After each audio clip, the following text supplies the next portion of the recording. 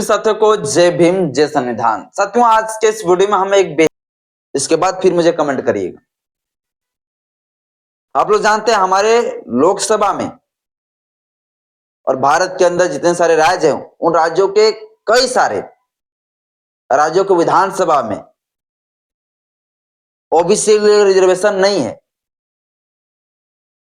OBC लोगों के लिए रिजर्व सीट नहीं है। और जब लोकसभा में राज्यों के विधानसभा में ओबीसी के लिए रिजर्व सीट की बात किए जा रहे थे, रिजर्वेशन की बात किए जा रहे थे, तो स्वर्ण समाज के लोगों ने जो है खूब इसका विरोध किया, जिसके वजह से ओबीसी लोगों के लिए जो है रिजर्व सीट लोकसभा में और राज्यों की विधानसभा में नहीं आ पाई। उस समय भी हमारे ओबीसी समाज के लोग जो सोए हुए थे, पूरी तरीके से कान में तेल डालकर नहीं जागा था। और आज भी जो है ओबीसी समाज के लोग नहीं जागे। मैं इस बात को क्यों कह रहा हूं? इसलिए मैं कह रहा हूं भैया कि अब ओबीसी का रिजर्वेशन जो मंडल कमीशन के आयोग से सिफारिश से जो शैक्षणिक संस्थानों में नौकरियों में जो रिजर्वेशन की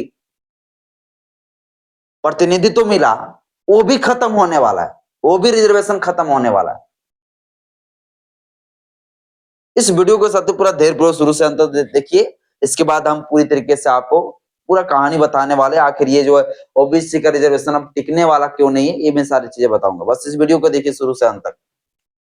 आप लोग जानते हैं अभी हाल ही में जब यूजीसी के द्वारा जब एक रूल बनाई गई, जिस रूल को हम लोग इक्वालिटी रेगुलेशन रूल कहते हैं, है ना, इक्वालिटी रेगुलेशन रूल जब बनाए गए हैं यूजीसी के द्वारा, जब ये रूल बनाए गए इक्वालिटी रेगुलेशन रूल, तो इस रूल में जो है, इस नियम में जो है किन किन लोगों को शामिल किए गए थे? तो शामिल किए गए हैं भैया एससी,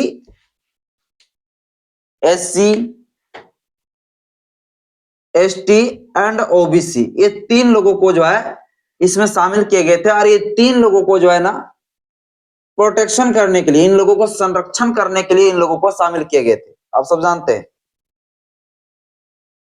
सुप्रीम कोर्ट ने इस चीज पर रोक लगा दी, स्टे लगा दिया है। इक्वालिटी रेगुलेशन रूल के तहत ये नियम बना दी गई थी कि भैया सभी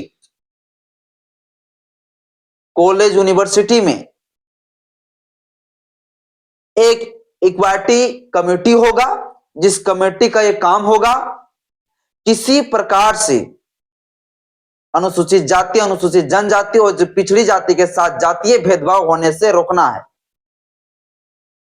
और अगर ये तीन लोगों के साथ अगर कोई जातीय अपराध होता है या डिस्क्रिमिनेशन होता है, कोई क्राइम होता है, वो भेदभाव होती है, तो ऐसे स्थिति में जो ये तीन लोगों के ऊपर डिस्क्रिमिनेशन करेगा, जाति भेदभाव करेंगे, उनको सजा मिलेगी। और क्या सजा मिलेगी आप लोगों को पता है? तो यहां पर जो है एससी, एसटी एंड ओबीसी लोगों को प्रोटेक्शन के लिए कानून बनाए गए थे, ये रूल लाए गए थे। लेकिन हुआ क्या, सुप्रीम कोर्ट ने इस पर स्टे लगा दिया, रोक लगा दिया, कह दिया भैया ना, एकदम ऐसा नहीं होगा। और सुप्रीम कोर्ट को ऐसा लगा कि इससे और जाति भेदभाव बढ़ेगा, और ये तर्क देते हुए जो है सुप्रीम कोर्ट ने स्टे लगाया। तो एससी, एसटी एंड ओबीसी की आबादी भारत में कितना परसेंट? तो 90% आबादी, 90% आबादी, 90% आबादी होकर भी एससी, एसटी का ये जो इक्वालिटी रेगुलेशन रूल थे 2026, इसे नहीं बचा सका, इन्हें नहीं रख सका। लेकिन मात्र 10% स्वर्ण समाज के लोगों ने इतना एकता दिखाया, इतना यूनिटी दिखाया कि उन लोगों ने जो है पूरी तरीके से अपनी यूनिटी से, अपनी जो है एकता से, उन लोगों ने जो है हिला के रख दिया। और ये जो promotion of equality regulation rule था, इस जो है रूल को स्टे लगवा दिया सुप्रीम कोर्ट के द्वारा। हालांकि सुप्रीम कोर्ट के द्वारा जो है मार्च को फाइनल इसके ऊपर जो है ऑर्डर देने वाली, जजमेंट देने वाली, वो क्या होगा मैं बताऊंगा। लेकिन मैं मेन टॉपिक पे बात करूंगा कि ओबीसी का रिजर्वेशन जो है कैसे समाप्त होने वाला है। तो यहां पर आप लोग देख सकते हैं जिसकी आबादी भारत में 55% ओबीसी, ओबीसी देख लीजिए, इसकी आबादी अगर देखा जाए तो कितना है, 55% से अधिक है, 60% लगभग जो इनकी आबादी है ओबीसी समाज के लोगों। ओबीसी समाज को ऐसा लगता है कि मेरे साथ कोई जो है डिस्क्रिमिनेशन नहीं होता, कोई भेदभाव नहीं होता, मेरे साथ कोई छुआछूत नहीं होता, मेरे साथ कोई अनटचेबिलिटी नहीं किए जाते हैं, जो कि यही ओबीसी समाज के लोग हैं जिनके चुल्ली भी काट लिए थे, है ना, ब्राह्मण समाज के लोगों ने, और धूल जो है चटवाए थे, पेशाब पिलवाए थे आदो समाज के लोगों से। सिर्फ उसका गलती ये था कि वो कथावाचक बन गए थे और वो कथा करवा रहे थे भगवान का, और इसलिए जो है ब्राह्मणों को इतना दिक्कत लगा था कि भैया उन लोगों को पूरा शोषण किया, पेशाब तक पीने पर मजबूर कर दिया, पूरी तरीके से बाल छिलवा दिया, चुट्टी कटवा दिए गए, ये सारी चीजें जो इतना ओबीसी समाज के लोगों के साथ किया। लेकिन ओबीसी समाज को आज ऐसा लगता है कि भैया हम तो स्वर्ण बन गए, हम तो अपर कास्ट में, मेरे साथ तो कोई डिस्क्रिमिनेशन नहीं होता। लेकिन सबसे अधिक अगर डिस्क्रिमिनेशन किसी के साथ हो रहा है तो ओबीसी समाज के साथ हो रहा है, लेकिन उसको पता ही नहीं चल रहा। एससी एसटी के साथ तो हो ही रहा है, लेकिन ओबीसी के साथ भी हो रहा है। अब जिसकी आबादी भारत के अंदर 55% हो और उसके प्रोटेक्शन के लिए पहली बार एक अच्छा नियम और कानून लेकर आया, तो उसे ओबीसी समाज के लोग नहीं बचा सका। देख लीजिए, एससी एसटी के प्रोटेक्शन के लिए भैया, चलिए एससी एसटी प्रोटेक्शन के लिए बना हुआ है एससी एसटी एक्ट 1989, ये तो कानून बना हुआ है इसके प्रोटेक्शन के लिए, एससी एसटी लोगों के लिए। लेकिन इनके प्रोटेक्शन के लिए, ओबीसी समाज के प्रोटेक्शन के लिए यूनिवर्सिटी में, कॉलेजों में जो है उनके संरक्षण के लिए, उनके साथ भेदभाव होता है उस चीज को रोकने के लिए एक बार अच्छा क्या रूल लिखाई, और इस रूल को भी जो है, इस नियम को भी जो है, इस कानून को भी जो है ओबीसी समाज के लोग नहीं बचा सके। तो आप ओबीसी समाज से क्या उम्मीद कर सकते हैं? जो भी ओबीसी समाज के लोग इस वीडियो को देख रहे होंगे, उन लोग को थोड़ा सा बुरा लगता होगा तो मैं माफी चाहता हूं आप लोगों से, लेकिन मैं सही बात बता रहा हूं कि आपकी आबादी भारत में कितनी है। बाबा साहब डॉक्टर भीमराव अंबेडकर जी, मान्यवर काशीराम साहब जी, ललित सिंह यादव जी, जो बड़े बड़े हमारे महापुरुष हुए हैं, जो क्रांतिकारी जो हुए हैं, वो सारे लोगों का एक विचारधारा था कि जिसकी जितनी संख्या उसकी उतनी हिस्सेदारी होनी चाहिए। क्या वो जो है फुलफिल हो रहा है? आपकी जो है जनसंख्या इतना है, लेकिन आपके प्रोटेक्शन के लिए कुछ नहीं। आपके लिए पता है, ओबीसी समाज के लोगों के लिए जो है लोकसभा में रिजर्वेशन नहीं है, लोकसभा में रिजर्वेशन नहीं है। राज्यों का जो विधानसभा है, राज्यों के जो विधानसभा है, विधान सभा है, वहां भी रिजर्वेशन नहीं है, वहां भी रिजर्वेशन नहीं है। किसके लिए? ओबीसी लोगों के लिए। इसके बाद वही नहीं, बल्कि संविधान के अनुच्छेद जो 243 डी के तहत और 243 टी के तहत जो स्थानीय निकाय चुनाव में जो रिजर्वेशन की बात किए गए हैं, यहां भी जो है ओबीसी लोगों के लिए रिजर्वेशन नहीं है। इतना जगह पर ओबीसी लोगों के लिए रिजर्वेशन नहीं है। ओबीसी लोगों के द्वारा जब एक बार लोकसभा में और राज्यों को विधानसभा में जो है रिजर्वेशन की बात किए गए थे, तो स्वर्ण समाज के लोगों ने विरोध किया था और कहा था भैया कि ओबीसी लोगों को जो है हिंदू से अलग कर रहे हो। उस समय भी यही विचारधारा लोग जो है ढकेल रहे थे कि भैया ओबीसी लोगों को भी जनरल लोगों से दूर कर रहा है, ओबीसी तो हमारा अपना भाई है स्वर्ण समाज के लोग, इसको क्यों रिजर्वेशन में डाल रहे हो, इसको क्यों लॉलीपॉप खिला रहे हो। ये बहुत सारे लोग ने इस प्रकार से जो है टिप्पणी करना शुरू किया और जो है ओबीसी लोगों के लिए जो है लोकसभा में, राज्यों को विधानसभा में रिजर्वेशन देने से रोक लगाई।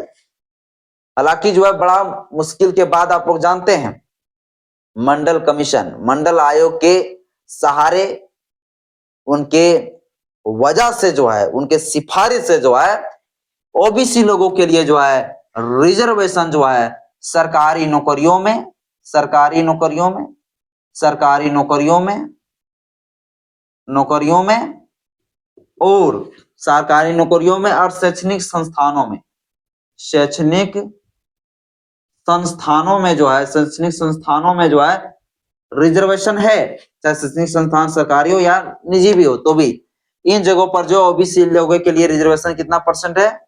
तो 27% रिजर्वेशन है भारत में। मंडल कमीशन के सिफारिश 27% रिजर्वेशन सरकारी नौकरियों में भी और शैक्षणिक संस्थानों में। लेकिन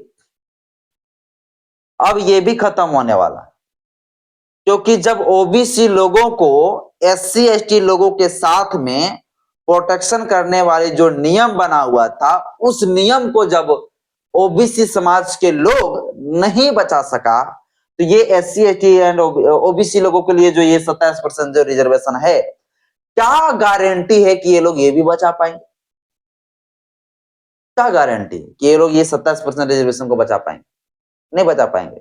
एक तो लोकसभा ये सारी चीजों पर इनका रिजर्वेशन नहीं है, कुछ अभी तक नहीं कर सके। अब जो 27% जो रिजर्वेशन है, इसका जो है सरकारी नौकरियों में जो मिला हुआ है शैक्षणिक संस्थानों को भी खत्म होने वाली है।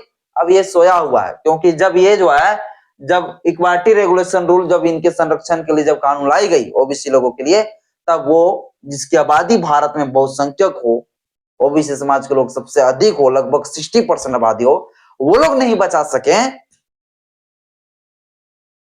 इक्वालिटी रेगुलेशन रूल को, तो फिर ये एससी ओबीसी का जो रिजर्वेशन है 27%, ये हम कैसे उम्मीद कर सकते हैं कि ओबीसी लोगों का रिजर्वेशन अब बचा रहेगा? भारत के संविधान में जो रिजर्वेशन दिया गया ओबीसी लोगों के लिए, आप लोग जानते हैं एससी एसटी ओबीसी का जो रिजर्वेशन मिला है, वो संविधान का जो आर्टिकल है 15 क्लोज 4(5), 16 क्लोज 4(5) के तहत जो है एससी एसटी एंड ओबीसी लोगों को क्या मिला है? सरकारी नौकरियों में, शैक्षणिक संस्थानों में जो है रिजर्वेशन मिला है, आरक्षण मिला है। तो आज सरकारी नौकरियों को कोई भी रिक्वायरमेंट निकलता है, तो उस रिक्वायरमेंट में क्या होता है? परसेंटेज के हिसाब से सभी के लिए जो है रिजर्व सीट होता है, रिजर्व सीट होता है भैया, कि इतना सीट जो है एससी एसटी के लोगों के लिए रहेगा, इतना सीट ओबीसी लोगों के लिए रहेगा, इतना सीट जो एससी लोगों के लिए रहेगा। ये कैसे हो पाया? जब मंडल आयोग के सिफारिश से जो है ये नियम बनी, जब ये कानून बना भैया, जब ये संविधान में संशोधन करके जोड़ा गया कि भैया इन लोगों को रिजर्वेशन मिलना चाहिए, ओबीसी लोगों को मिल रहा है। लेकिन लोकसभा में देखिए इनका प्रतिनिधित्व क्या है? रिजर्वेशन तो नहीं है भैया। हालांकि ओबीसी की नेता बहुत सारे हैं हमारी लोकसभा में भी, लेकिन रिजर्व सीट तो नहीं है, रिजर्वेशन तो नहीं। आप देख लीजिए राज्यों को विधानसभा में, वहां पे रिजर्वेशन नहीं है। आप कोलकाता चले जाइए, वहां पर ओबीसी का एकदम ना के बराबर आपको नेता लीडर मिलेंगे, आपको विधायक मिलेंगे, सब जनरल समुदाय के लोग। अगर वहां पर जो है रिजर्व सीट होता, वहां पर रिजर्वेशन लागू होता, तो ओबीसी लोगों को एक प्रतिनिधित्व मिल पाता। तो जो ओबीसी समाज के लोगों को प्रतिनिधित्व नहीं मिल पा रहा था, उनके लिए जो है रिजर्वेशन आना जरूरी है हमारे देश में। और रिजर्वेशन जो है सरकारी नौकरियों में, शैक्षणिक संस्थानों में आया, लेकिन लोकसभा में, राज्यों में, और फिर जो है स्थानीय निकाय चुनाव, वहां पर तो ओबीसी के रिजर्वेशन नहीं दिखाई देते हैं। बाकी बात साथियों, जो है बहुत लोगों को इस बात से बड़ा दिक्कत हो रही होगी कि हम इसको जब मैं बता रहा हूं तो बहुत लोगों को दिक्कत हो रही होगी कि भैया क्या क्या ये बताने लगे हैं। मैं कुछ गलत भी नहीं बता रहा हूँ। इस देश के अंदर जो महापुरुषों का, भोजनों का महापुरुषों का जो विचारधारा था, जो उनका सोच था, मैं उसी चीज का जो बात कर रहा हूँ। वो जो सपना देखते थे कि भैया जिसकी जितनी संख्या उसकी उतनी हिस्सेदारी होनी चाहिए। तो इसलिए मैं कहता हूं कि भैया ओबीसी लोगों को जो है, जो 27% जो रिजर्वेशन मिला हुआ है, कम से कम उस रिजर्वेशन को भी बचा लीजिए, बचा लीजिए कम से कम। वरना आपका ये ओबीसी का जो 27% रिजर्वेशन है, ये भी समाप्त होने वाला है जब आप लोग इस चीज को नहीं बचा सके। जब एससी एसटी एक्ट में जब संशोधन किए गए थे, तो हमारे एससी एसटी समाज के लोगों ने सड़कों पर उतर कर जो है कुर्बानियां दिया। 7 लोगों ने जो है अपना जान गंवा दिया बचाने के लिए एससी एसटी एक्ट को। इक्वालिटी रेगुलेशन रूल आया, ओबीसी समाज के लोगों ने कितना प्रोटेस्ट कर रहा है अभी फिलहाल, बताइए। इसके बाद ही भारत में जो है सबसे अधिक हो। बाकी बात, मेरा कोई मकसद नहीं भैया कि आप लोग जो है ना सड़कों पर उतर कर पूरा दिन दंगा फसाद करिए, नहीं। संवैधानिक तरीके से आप लोग आंदोलन करिए, मांग करिए भैया कि ये चीज होनी चाहिए लागू, संवैधानिक तरीके से, संवैधानिक तरीके से। वरना साथियों होगा यही कि ओबीसी के लोगों के लिए जो 27% रिजर्वेशन मिला हुआ, वो भी रिजर्वेशन समाप्त होने वाला है ना, ये भी खत्म हो जाएंगे और ओबीसी लोग कुछ नहीं कर पाएंगे।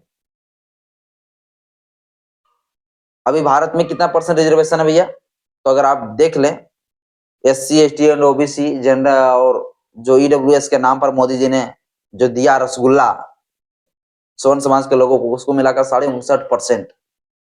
और पता है जब ओबीसी का रिजर्वेशन और आप लोगों को पता होगा कि ईडब्ल्यूएस रिजर्वेशन आया ना, तो सबसे ज्यादा अगर किसी को वहां नुकसान हुआ तो ओबीसी लोगों का ही हुआ, लेकिन ओबीसी लोगों को समझ में नहीं आता है। बाबा साथियों जो है, इस विषय पर आप क्या सोचते हैं मुझे कमेंट बॉक्स में अपना राय जरूर बताइएगा। जय भीम, जय संविधान, जय विज्ञान, जोहार।